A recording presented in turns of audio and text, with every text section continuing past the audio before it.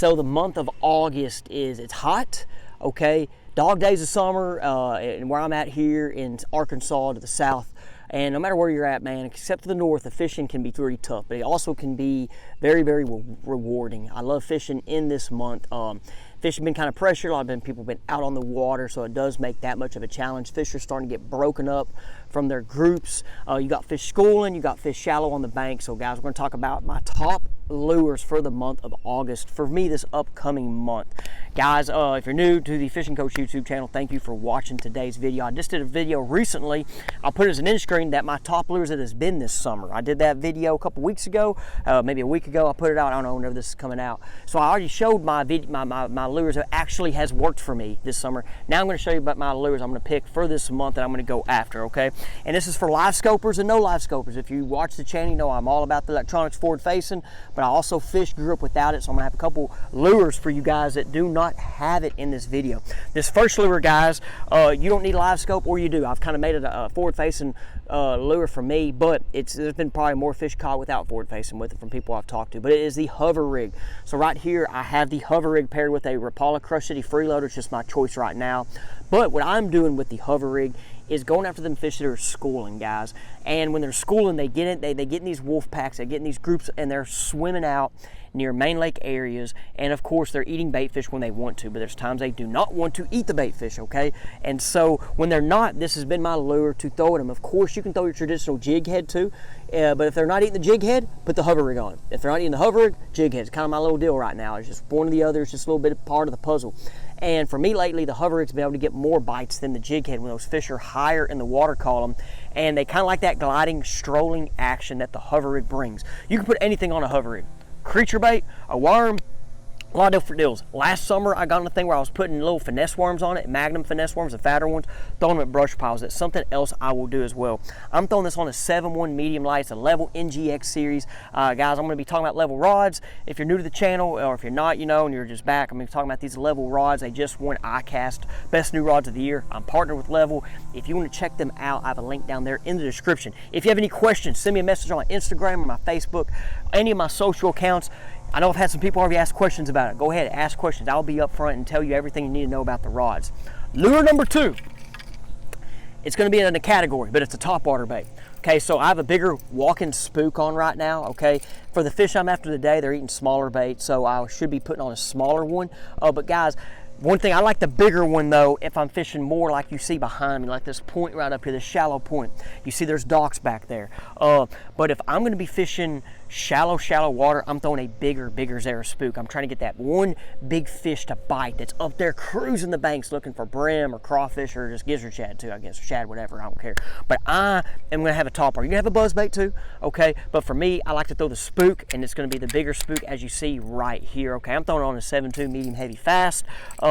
Gear ratio, I don't know, and I'm throwing on braid as you see, and then I'm doing a little loop knot also as well for that. But so topwater, and you can throw them schooling fish with topwaters too. Like I said, if they're breaking, you know, and you have the topwater, I mean, that's fun. But I'm looking for shallower areas, okay, guys? It could be back of pockets, it could be main lake. Your fish that are more in the back of the pockets, back half of creeks, back pockets, are going to be more of your residential fish. Your fish that are out there where I'm throwing that hover rig and chasing are more your fish that's, like I said, they're out there getting that schooling activity going, okay? Now, guys, the third lure, okay? So like, hey, this one, like I said, you won't even have to have live scope on, right? Like I said, this is for live scopers and non-live scope. But guys, real quick, I do offer the on-the-water lessons where I do forward-facing sonar lessons, offshore fishing lessons, and I do my guide trips as well. And so I know I've done a lot of forward-facing, but like I said, with this lure, you don't got to have it. But I mean, now you can watch them eat this thing. It's pretty cool when they do that. But if you're interested in that, check out my Jimmy Eastling Fishing Facebook page. Now, guys, let's get to the third lure.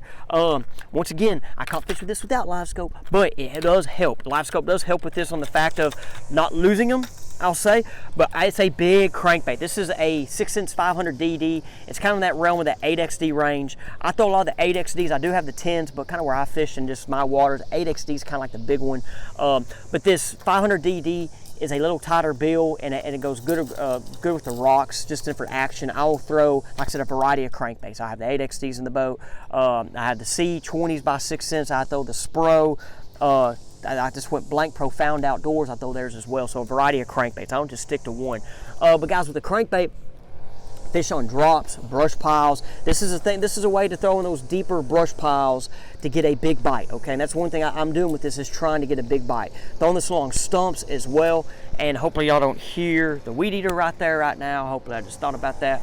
But guys, I'm throwing this for big fish, and like once again, what Live Scope does with this is helps you not lose it. But you're going to deflect this off cover. You cannot be afraid to deflect this off cover. And I'm throwing on light line, 12 pound test, okay? This is a 7.9, medium, heavy, moderate, okay? Long rod, I like the long rod for the long cast, and if I hook them out long, it helps me with them, okay? But once again, I love this rod. I've thrown a lot of cranking rods, guys, by the way. This one I've really enjoyed, and the people that's fished with me and thrown it so far is thought too. So one thing that when Level reached out to me, I was like, I gotta make sure their crankbait rod's good. I'm impressed with this one, okay? So guys, those are my 3 lures, okay? Just 3 right there. Other lures, of course, that's on my deck still. Y'all know I want to throw a spoon. I got the big worm, but those are just gonna be my 3 for this month, okay? So guys, what are y'all's lures for August? Let me know what you think about this video. And now what we're about to do, okay, is go to the Faith Juice segment. Guys, here we are now on the Faith Juice segment of the episode. Once again, appreciate all the feedback and everybody that's watched this segment. Guys, we have apparel now, and I'm gonna give out a hat or a shirt to the guy that comments in this part of the video about what you thought about the Faith Juice segment so far, if you have one that's kind of you remembered from a past episode, or if it's on this one, okay?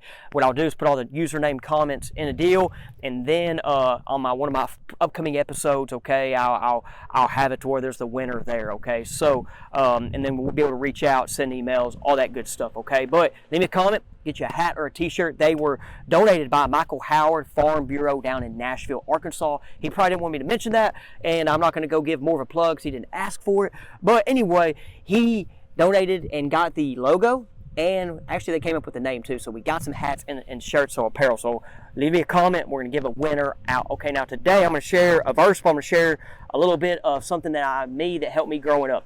Proverbs 10:17.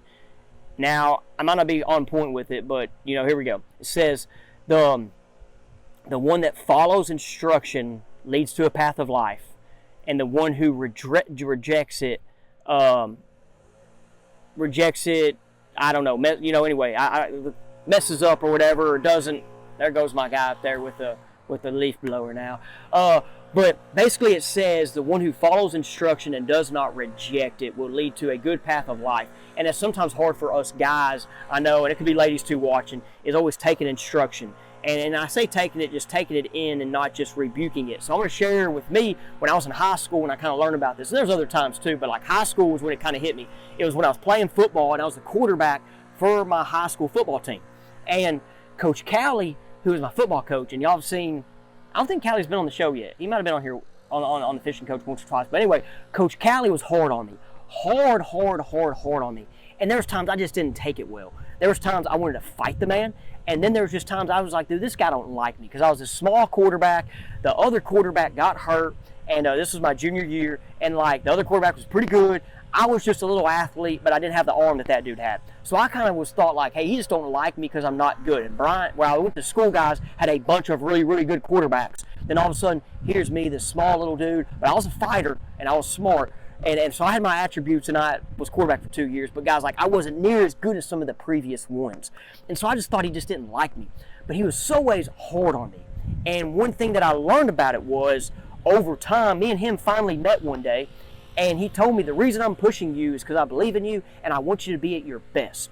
And I was just like, wow. Like hearing him say that. But guys, so when I heard him say that, about teared up by the way, meant the world to me. Like, and so then after that, I took that instruction more. I took it more to heart. And I became a better player and a person. And me and his relationship grew because of that. So, depending if your boss, you know, your parents, I mean, most of my people here are watching are anywhere from like 20 to 60, but, and so like you're out there, so just take that instruction in, okay? Don't rebuke it, don't reject it. That's actually what the verse kind of says. It says the ones who reject it, you know, doesn't lead to life. But anyway, guys, appreciate it. Thank you for watching this part of the episode in the video, and hey guys, we will see you on the next one.